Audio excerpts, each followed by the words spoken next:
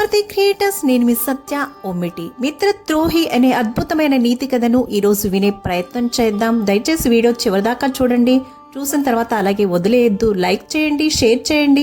వీడియోపై మీ అభిప్రాయాన్ని కామెంట్ ద్వారా తెలియజేస్తే అది నా ఛానల్ డెవలప్మెంట్కి ఎంతో యూజ్ అవుతుంది. ఛానల్ని సబ్స్క్రైబ్ చేసుకుని చూడండి. సబ్స్క్రైబ్ చేసుకుని బెల్ని యాక్టివ్లో పెట్టుకుని ఆల్ అనే ఆప్షన్లో పెట్టుకుంటే నేను చేసే ప్రతి వీడియో మీకు వస్తుంది. అలాగే నాది ఇంకో ఛానల్ ఉంది, అను డివోషనల్ వాయిస్. ఆ ఛానల్ లింకు ఈ వీడియో కింద డిస్క్రిప్షన్లో ఇస్తాను. దానిలో దేవీ దేవతల అష్టోత్తరాలు, ఆధ్యాత్మిక విశేషాలు, వ్రత కథలు వీడియోస్ చేస్తున్నాను. ఆ ఛానల్ కూడా సబ్స్క్రైబ్ చేసుకుని సపోర్ట్ చేయండి ఫ్రెండ్స్, ప్లీజ్. అనగనగా ఒక ఊరు. ఆ ఊరిలో పూర్వం ఒక బ్రాహ్మణుడు నివసిస్తూ ఉండేవాడు. అతడు చిన్ననాటి నుండి ఎన్నో అవలక్షణాలు వంటపడ్డాయి. కొందరు కిరాతకులతో చెడు తిరుగుళ్ళు తిరిగేవాడు. అతడు కొందరు వ్యాపారులతో స్నేహం చేసి అతడు కూడా వ్యాపారం చేద్దామని ఒక పెద్ద అడవి గుండా వారితో పాటు ప్రయాణం చేస్తుండగా మార్గ మధ్యలో ఒక ఏనుగు ఆ బాటసారులపై దాడి చేసింది. వారంతా ప్రాణాలు అరచేతిలో పెట్టుకొని తలో దిక్కుకి పొలోమంటూ పారిపోయారు. వారిలో ఈ బ్రాహ్మణుడు కూడా చాలా దూరం పరిగెత్తి పారిపోయాడు. కొంత సమయానికి ఒక మర్రి చెట్టు కనిపించింది. అతడు అలసిపోయి అక్కడ విశ్రాంతి తీసుకుంటుండగా నాడీ జంగుడు అనే ఒక కొంగ అక్కడికి వచ్చింది. ఆ కొంగ బ్రహ్మదేవుడికి చాలా ఇష్టమైనది. ఆ బ్రాహ్మణుడితో అతడి గురించి వివరాలు అడిగి తెలుసుకుని అతడిని అతిథిగా ఎంచుకొని సకల ఉపచారాలు చేసింది ఆ కొంగ. ఆ బ్రాహ్మణుడు తన వివరాల్ని పోసగుచ్చినట్లుగా వివరించాడు.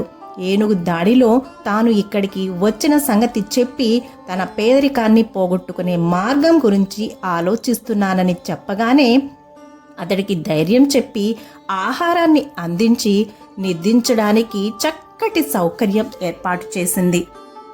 మరుసటి రోజు ఉదయం అతడి దారిద్ర్యాన్ని పోగొట్టే ఉపాయం ఇలా చెప్పింది. మిత్రమా, నాకు విరూపాక్షుడనే మిత్రుడున్నాడు. అతడు రాక్షసుడు అయినా కూడా చాలా మంచివాడు. ఇక్కడికి దగ్గరలోనే మధువ్రతం అనే పట్టణంలో ఉంటాడు. అతడి దగ్గరికి వెళ్ళి నీ గురించి, నీ కష్టాల గురించి చెప్పు.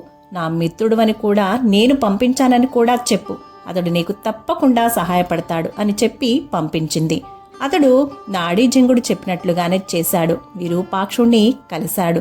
తన గురించి, తన కష్టాల గురించి నాడీజంగుని మిత్రుడని చెప్పి ధనం కోసం నీ దగ్గరకు వచ్చానని చెప్పాడు. అయితే విరూపాక్షుడికి అతడిపై ఎందుకో అనుమానం కలిగింది. ఎన్నో ప్రశ్నలు వేసి చివరకు ఇతడెవరైతే తనకేంటి, ఇతడు తన మిత్రుడు పంపగా వచ్చాడు కనుక అతడికి కావలసింది ఇచ్చి పంపిస్తే సరిపోతుంది అనుకుని అతడు కోరిన దానికన్నా ఎన్నో రెట్లు ఎక్కువ ధనరాశుల్నిచ్చి పంపాడు. ఆ బ్రాహ్మణుడు వాటిని మోసుకుంటూ నాడీజంగుడు వద్దకొచ్చి జరిగింది చెప్పి అలసటతో ఆ రాత్రి అక్కడే నిద్రపోయాడు. అతడిలో మరలా దుష్టబుద్ధి తలెత్తింది. చివరికి తనకింత సహాయం చేసిన నాడీజంగుడిని చంపి ఆహారంగా తీసుకుందామా అనేలా అతడి బుద్ధి పెడత్రోవ పట్టింది.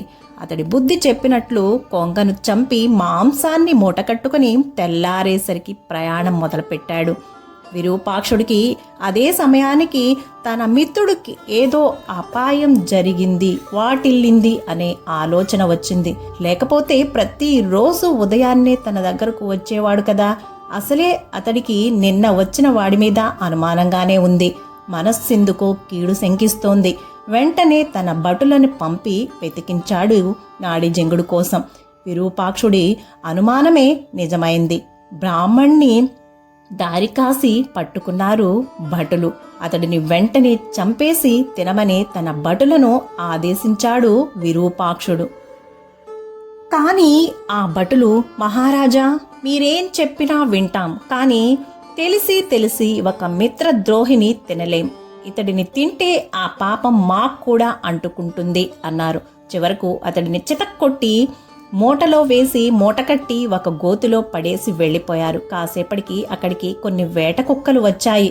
అవి చాలా ఆకలిగా ఉన్నాయి. కానీ ఈ కృతజ్ఞుణ్ణి తినడానికి ఇష్టపడక వెళ్ళిపోయాయి. మరొక వైపు విరూపాక్షుడు మిత్రుడి మరణం తట్టుకోలేక కన్నీరు మున్నీరుగా విలపించసాగాడు. అతడి స్నేహ ధర్మానికి మెచ్చి దేవేంద్రుడు అక్కడికి వచ్చి విరూపాక్షుణ్ణి ఊరడిస్తూ, నీ మిత్రుడు బ్రహ్మదేవుడికి చాలా ఇష్టమైనవాడని నీకు కూడా తెలుసు కదా, అతడికి ఈ దుర్దశ పట్టింది, అయినా నీవు అతనికి దహన సంస్కారం చేసి చాలా మంచి పని చేశావు. ఉత్తర క్రియలు చేసి నువ్వు వచ్చేశాక ఒక ఆశ్చర్యకరమైన సంఘటన జరిగింది. ఒక ఆవు తన దూడకు పాలిస్తుండగా దూడ నోటి నుండి వచ్చినటువంటి నొరగా గాలికి ఎగురొచ్చి నాడీ జంగుడి చితాభస్మంపై పడింది. దాంతో నీ మిత్రుడు తిరిగి బ్రతికాడు, మరలా అదే రూపంతో వస్తున్నాడని చెప్పాడు. ఇదంతా ఆ భగవంతుని లీల అన్నాడు. నాడీ జంగుడు తిరిగొచ్చేసరికి విరూపాక్షుడికి అంతులేని ఆనందం కలిగింది. కానీ దీనికంతటికీ కారణమైన బ్రాహ్మణ్ణి దేవేంద్రుడు బంధించడంతో నాడీజంగుడు చాలా నొచ్చుకొని అతడిని విడిచిపెట్టమని వరం కోరాడు. అపకారికి కూడా ఉపకారం చేసిన నాడీజంగుని గొప్పతనాన్ని విన్నారు కదండి.